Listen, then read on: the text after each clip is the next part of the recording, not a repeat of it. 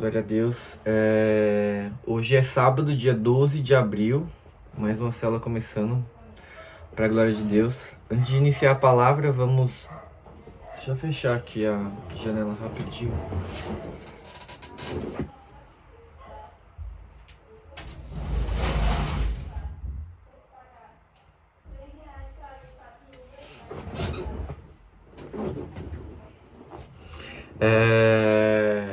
Então, glória a Deus, a gente vai iniciar orando. Agradecendo a Deus por mais essa semana, né? E por mais essa oportunidade de estar aqui na célula. Deus, obrigado. Obrigado pelas nossas vidas, pelas nossas casas. Deus, pela vida do meu irmão que está aqui comigo. Pela vida daqueles que ouvirão a partir do YouTube a tua palavra. Daqueles que eventualmente possam entrar no link após esse início de agora. Senhor, guarde cada casa, cada família representada, cada sonho, Senhor. Que o Senhor venha restaurar, Deus, aquilo que está quebrado, que o Senhor venha melhorar aquilo que está bom, Senhor. E que sobre todas as coisas nós tenhamos todos os dias a tua presença. Assim como, Deus, na tua Bíblia, o profeta falou que se a tua presença não estivesse, então não nos permitisse sair, Deus. Que seja esse o nosso coração de querer a tua presença o tempo todo, Senhor, a todo momento. Então, te reivindicamos agora essa presença maravilhosa, essa presença gloriosa, a presença do Espírito Santo sobre nossas vidas, Senhor. Fala conosco através da palavra de hoje, Deus, que nós cremos, Deus, que pode mudar destinos. Em nome de Jesus, amém. Bom, o tema da célula de hoje é o mundo crucificado para mim, com base em Gálatas 6. Eu vou abrir minha Bíblia, eu gosto sempre de andar com a minha Bíblia de papel, só para não perder o hábito de abrir, folhear e de conseguir encontrar os livros. Curiosamente, não estava nem programado, não estava nem marcado, eu já abri em Gálatas 6, mas foi só uma coincidência.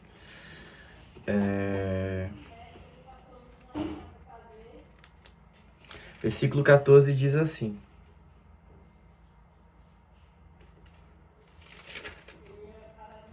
quanto a mim, que eu jamais me glorie, a não ser na cruz do nosso Senhor Jesus Cristo, por meio da qual o mundo foi crucificado para mim e eu para o mundo. Então, lembrando, o tema dessa célula é o mundo crucificado para mim. A palavra mundo na Bíblia tem pelo menos 3 significados. Pode representar o mundo enquanto natureza criada, como no Salmo 24:1 que diz: do Senhor é a terra e a sua plenitude, o mundo e aqueles que nele habitam. Então, primeira vertente, né, a primeira dimensão do que significa mundo na Bíblia é a natureza criada. Também se refere ao mundo como um sistema de valores que são contrários ao reino de Deus, como, por exemplo, na carta de 1 João, capítulo 2, versículo 15, que diz, abre aspas, não amem o mundo nem o que no mundo há. Fecha aspas. E também, principalmente, mundo é a referência de pessoas ou a humanidade, como em João 3,16, que é um dos versículos que eu, inclusive, sei de cor, que diz: porque Deus amou o mundo de tal maneira que deu seu Filho unigênito para que todo aquele que nele crê não pereça, mas tenha vida eterna. Então, Deus amou o mundo, que é a humanidade. Então, repassando, o mundo pode ser tanto a natureza criada, como um sistema que ela é contrário ao reino de Deus. Então, Deus e mundo. E como o mundo, a depender do contexto, pode significar também a totalidade das pessoas, né? A humanidade. Então, Deus amou o mundo. Quando se refere às pessoas, né, que é o último exemplo que eu dei, o Evangelho de João, por exemplo, deixa claro que não são pessoas em oposição a Deus. Não recebem... Perdão. O Evangelho de João deixa claro que são pessoas em oposição a Deus, que não receberam Cristo em sua divindade e não reconheceram a sua messianidade, né, que ele é o Messias, e rejeitam ou rejeitaram a sua obra. Então a palavra mundo, portanto, se refere às pessoas que estão em rebelião contra Deus e alienadas de Deus. Inclusive essa expressão de alienação é uma coisa que as pessoas do mundo geralmente falam, atribuem a alienação aos crentes ou aos cristãos, né? Então, quem é cristão, para quem é do mundo, na verdade são estes os alienados e não o contrário. e que, portanto, não tem como fonte de vida, ou melhor, de morte, o próprio diabo, como diz em João 8. Por essas razões, nutrem um ódio não apenas contra Deus, mas como tudo quanto lhe diz respeito, principalmente aqueles que reconhecem Jesus em sua divindade e messianidade e se submeteram a ele em amor. Na Bíblia Sagrada, a expressão mundo não aponta para pessoas amáveis, ou que naturalmente despertam nossa compaixão e cativam nossa solidariedade. Por exemplo, quando a palavra mundo está se referindo à humanidade, ela também diz que inclui a criança que foi abusada, a vítima de um ato de violência, uma injustiça que alguém sofreu em virtude de uma estupidez de um terceiro, mas também inclui o abusador pedófilo, o corrupto que se alimenta às coisas da miséria alheia, o motorista alcoolizado que atropelou e matou 3 pedestres.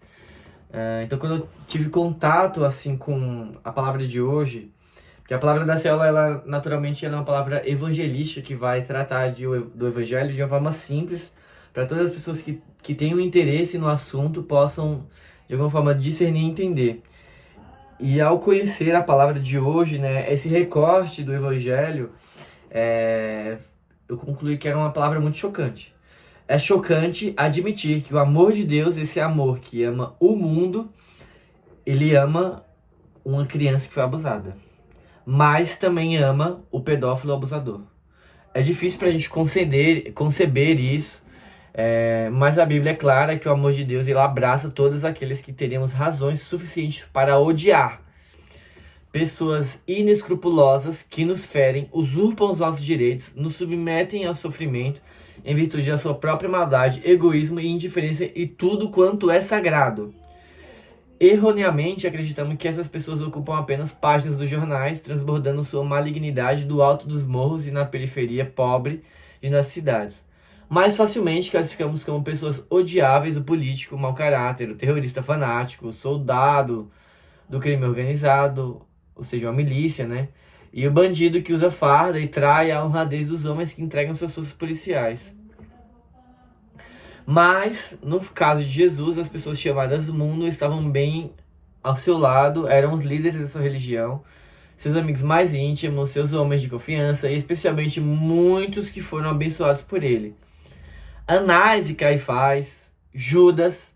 Anás e Caifás eram os líderes judeus que fizeram um tribunal dos judeus e condenaram a Jesus, ou pelo menos não o inocentaram. Judas, Pedro e todos quanto gritaram Barrabás, não eram pessoas distantes do amor de Deus. A maioria, inclusive, partilhava da sua mesa, do seu afeto, da sua compaixão e do seu serviço amoroso. Amar o mundo, portanto, é um desafio sobre-humano, que é Você vê, imagine que o amor é uma coisa que está no nosso dia a dia, é um sentimento legítimo, um sentimento bonito que tem dentro do ser humano, desenvolvido desde a infância, às vezes até antes, né? Que é possível ter a percepção do sinal de amor de uma mãe para o filho, do filho para uma mãe, por exemplo. Então, desde a barriga. Isso é difícil a gente assimilar que o amor de Deus é por todas as pessoas, independente de quem são. Então, o amor de Deus ele nos convida a abrir mão do desejo de vingança e da retaliação, de recusar apagar o mal com o mal. Também a guardar o coração do ódio, da mágoa e do ressentimento. Amar implica servir e abençoar os não amáveis, alimentar o inimigo faminto, dar de beber ao que nos odeia e tratar as feridas de quem nos quer mal. Esses todos, de vez em quando, nos chegam de longe. Mas, de fato, geralmente transitam em nossos círculos mais próximos. A família, a comunhão de amigos, a comunidade chamada igreja. Não foi sem razão, até mesmo para Deus amar custou caro. Custou a vida de Jesus. Veja, como a gente leu, né, pelo menos como eu falei aqui agora há pouco. Deus amou o mundo de tal maneira que deu seu Filho unigênito. Amar custou para Deus dizer não a si mesmo para que pudesse dizer sim ao mundo que amou. Jesus não se apegou às suas prerrogativas de direitos divinos. Abre aspas. Mas esvaziou a si mesmo, tomando a forma de servo, fazendo-se semelhante aos homens e achando na forma de homem, humilhou-se a si mesmo, sendo obediente até a morte e morte de cruz. Para fechar esse primeiro bloco, assim, antes da gente seguir, é bom a gente pensar o quanto, se o nosso amor tem validade ou não, se tem um perfil de pessoas que a gente ama ou não. Porque amar um assassino, uma pessoa que é contrária ao bem, é muito difícil. Mas é o chamado de Deus para todos os cristãos, todos aqueles que creem na palavra dele. Todo esse mundo anti-reino, para Paulo, está crucificado. E para você, para nós, ele também está crucificado. Ele diz: e eu para o mundo. Esse deve ser o nosso estado também. Quem faz da cruz de Cristo a sua glória e triunfo já não estima o mundo com todos os seus padrões e honrarias. Ser crucificado com Cristo inclui ser crucificado para o mundo. Quem vive neste estado vive para Deus, com Deus para sempre. Glória a Deus. Quando nos identificamos com o crucificado, o orgulho e o egoísmo é substituído pelo amor. Jesus, passando a viver em mim, agora ele faz mediação entre eu e tudo que existe no mundo em que estou. Jesus em mim como o único mediador até Deus. Então este é o desafio, né, pra gente botar em prática esse amor. Provavelmente vamos ter contato com alguma notícia, alguma coisa que nos desagrada, às vezes até alguém que nos fere, pode ser até trabalho mesmo. Isso é muito difícil e às vezes a gente é imaturo e não conhece o amor. Então, quer falar alguma coisa, Gustavinho? Algum comentário?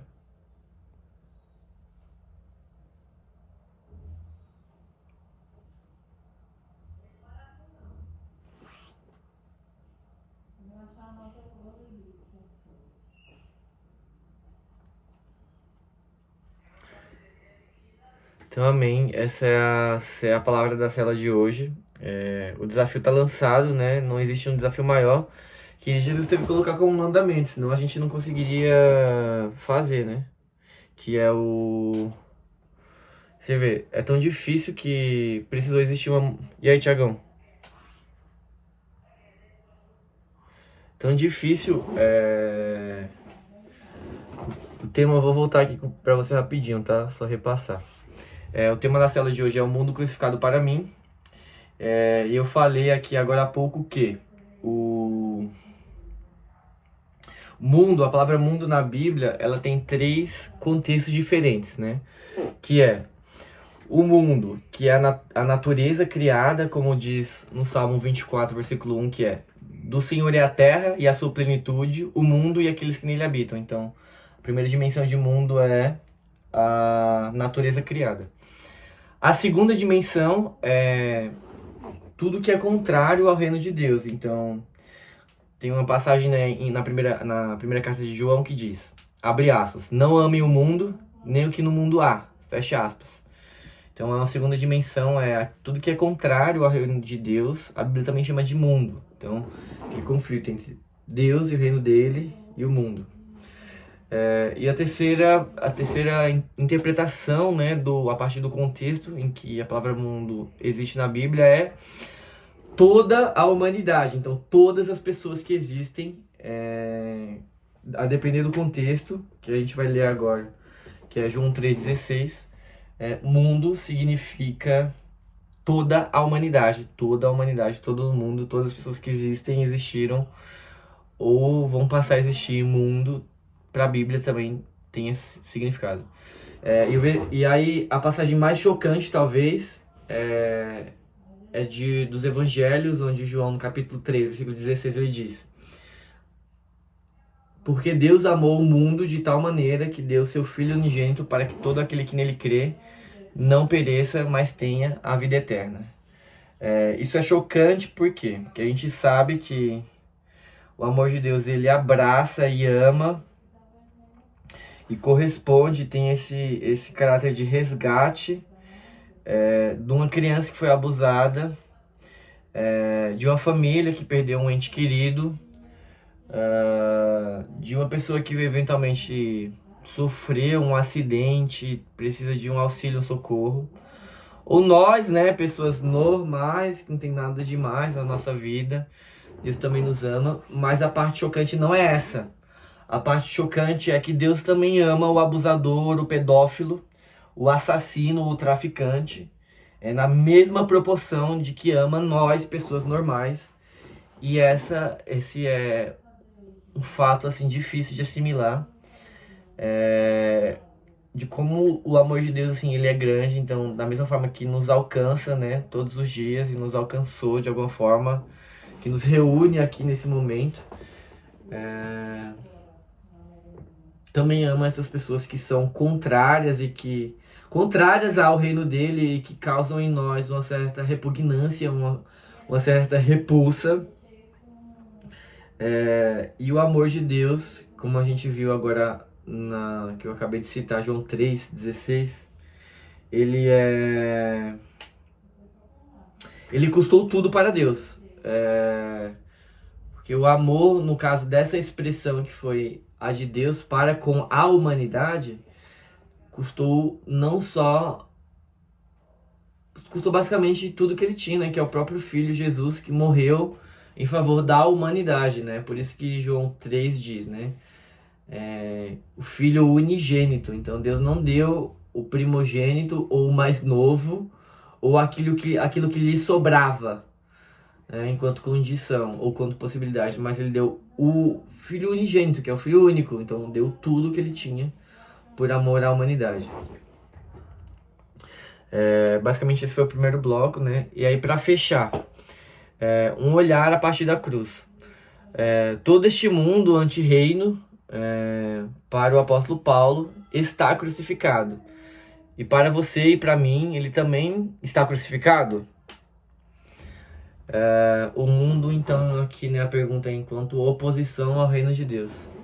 E ele diz, né, no texto: e eu para o mundo. Este deve ser o nosso estado também.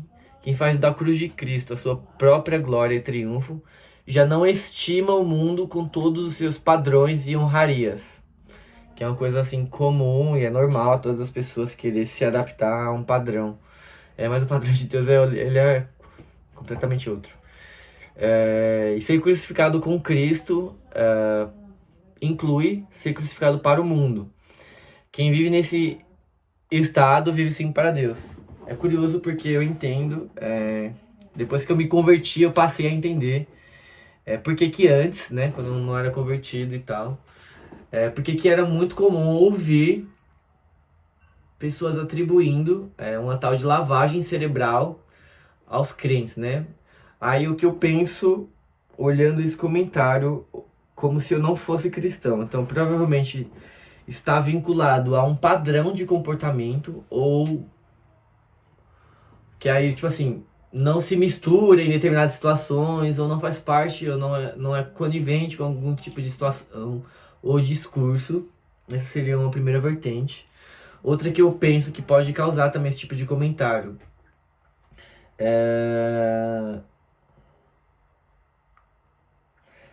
talvez um padrão de vocabulário, não sei, um afastamento, ou um estilo mesmo, que não é nem de vida, mas um estilo de roupa também, que pode ser atribuído como uma lavagem. Uma pessoa se vestia, sei lá, de um determinado modo, e aí se torna parte daquele grupinho, né? Então, talvez mude ali suas vestimentas também. Mas eu acho que principalmente a quebra de um padrão, de um comportamento anterior, ou uma quebra de um hábito ou de hábitos anteriores, né? E outro fator também que eu acho que pode contribuir para esse negócio de lavagem cerebral, pelo menos esse discurso, é o fato de quando se conversa, assim, você vê, eu conheço talvez uma pessoa que era meu amigo no passado, ainda era meu amigo, né, mas era mais meu amigo no passado. Ele tinha um time X, foi a primeira pessoa que eu vi que trocou de time, mas isso não é uma regra. Então, geralmente as pessoas, desde a infância, têm um time e acompanham esse time, ou se tornam assim, fanáticos por aquele time durante a vida toda. Então, talvez para a igreja ou para uma religião, a atribuição de lavagem cerebral está mais ou menos vinculada a essa fidelidade que há, de você ter uma religião e acompanhar essa religião, aquele hábito, tudo que se diz respeito àquela religião por toda uma vida. E na cabeça do crente isso é bem radical, essa tomada de decisão. Não como uma imposição, mas quando você tem contato sobre os valores do reino de Deus, aí você toma uma decisão de tipo, olha, essas coisas aqui já não fazem mais parte dessa vida, eu não quero mais ter essa vida. E eu acho isso admirável, por quê? Porque a palavra é a mesma, mas o perfil de pessoas que encontram a palavra é completamente distinto. Então eu já vi o impacto do evangelho em pessoas mais jovens. Foi o meu caso, né? 18 anos, e tinha pessoas que já vi outras conversões de adolescentes, até mais jovens do que eu e que se tornaram talvez até mais radicais na sua profissão de fé também. Como pessoas mais adultas, casados, até idosos, já vi idosos se converterem, isso é muito interessante, escolherem se batizar. E a palavra é a mesma, né? Mas aí quando se tem contato com a palavra, você vê a distinção entre o que é o reino de Deus e o que é que o mundo de fato te oferece. E aí você tem a oportunidade de fazer uma escolha. Quando nós nos identificamos com o crucificado, o orgulho e o egoísmo são substituídos pelo amor. E é uma coisa que eu falei agora há pouco, que você vê, a gente acha que o amor, esse sentimento que a gente tem, ele é um sentimento legítimo, é bonito, é verdadeiro, ele é real, ele existe. Mas você vê, se fosse tão fácil assim amar, Jesus não tinha colocado como um mandamento. E você vê, mesmo a gente hoje, sabendo que é um mandamento, olhem a dificuldade que é de fato para colocar isso em prática. Em outro contexto, não tá não é nessa palavra dessa semana, mas me lembro de que tem um versículo aleatório que fala assim, que contra o amor não há lei, mas se houvesse, né, tipo assim, uma lei contrária, né, tipo assim, ó, se você não amar, a consequência é X, assim. Eu acho que todos nós que estamos aqui e toda a humanidade, ela com certeza em algum aspecto falharia sobre essa parada do amor, porque em nós reside também essa parada do egoísmo e do orgulho, né, que nos dificulta em cumprir esse mandamento que é amar. E Jesus, passando a viver em mim, agora ele faz a mediação entre eu e tudo que existe no mundo em que eu estou. Jesus é o único mediador. E existem algumas orações de Jesus compartilhadas na Bíblia, não todas e não muitas. A maioria dos relatos é apenas sobre as obras que ele fez e sobre as pregações dos sermões. Mas existe ali alguns relatos de oração, e tem uma oração em que Jesus ele se reporta a Deus. E é muito interessante para que a gente saiba que esse conflito que a gente vive entre as coisas de Deus e as coisas do mundo, ele vai sempre existir enquanto a gente viver, que é a oração de Jesus era: Pai, eu não oro para que os tire do mundo, mas para que os livre do mal. Então a gente vai conviver com essa inquietação em saber que mesmo que a gente queira se afastar do mal ou daquilo que é mal, estamos sujeitos a esse mundo, a essa natureza, né, criada, que tem o mal em si. Então o nosso conflito do dia a dia é amar a Deus sobre todas as coisas, ao próximo como a nós mesmos, sabendo que existe uma maldade no outro, mas também com a consciência de que existe uma maldade em nós, um mal mesmo, e que ainda assim Deus nos ama como uma realidade presente. Então essa é a palavra dessa semana. Eu gravei o vídeo, esse trecho, então eu vou postar no YouTube, se quiser pegar a parte do começo aí, Thiagão. Tô feliz de estar continuando esse projeto. Fui, como poucas vezes na minha vida, fui radical nessa tomada de decisão agora de manter a célula, porque foi um ambiente, no início da minha conversão, onde eu fui gerado, né, vamos dizer assim, como se fosse uma incubadora ou como uma gestação mesmo, né, de alguém na fé, de me expor a essa palavra. Então a frequência me ajudava de ser uma vez por semana, de ser esse perfil que a gente tá aqui também, tipo, só homens. Isso por alguma razão surtiu um efeito no início da minha jornada. E aí quando eu tomei a decisão de beleza, agora chegou a hora de eu abrir minha célula, eu já sabia mais ou menos o que tinha que fazer. E agradeço demais, Gustavinho, Thiagão, pela presença. O meu desafio, na verdade, é falar pouco, porque eu já falo muito normal, e assuntos da Bíblia e tal é um dos que me empolgam, então conseguimos fechar mais ou menos aqui no tema, num tempo bom. Gustavinho, quer falar alguma coisa? Muito bom, parabéns. Valeu. Você, Thiagão, quer falar alguma coisa? Isso aí. Parabéns pela premiação aí, tamo junto. Vamos falar da semana que vem tem mais. Então, amém. Vamos, então, fazer uma oração aqui pra gente encerrar. E a palavra de Deus é simples. É simples e a gente que complica tudo. A viver com Cristo é simples. E conhecer a palavra também nos torna, de alguma forma, responsáveis, né?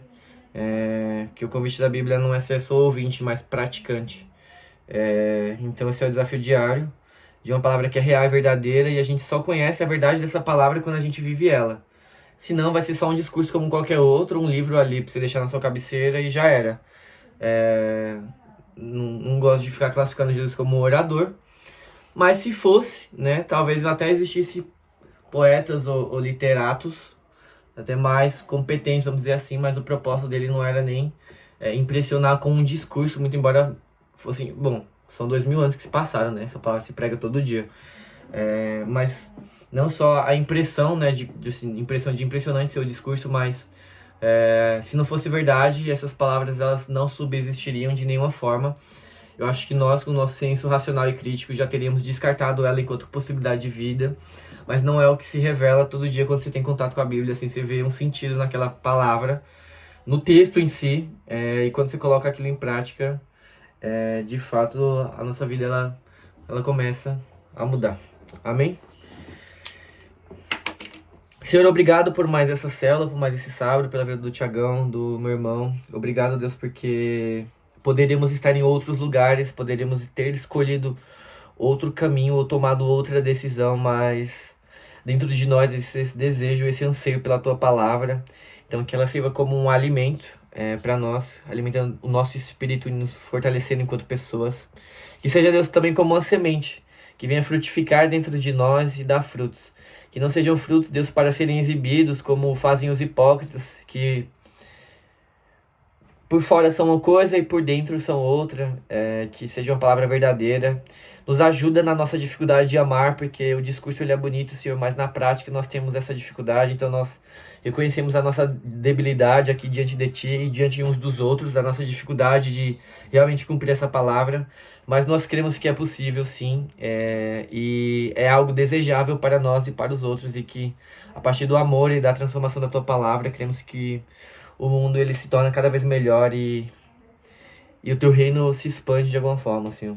Seja realmente, Deus, uma semente plantada, como foi no meu coração, seja assim na vida do Thiagão e do meu irmão.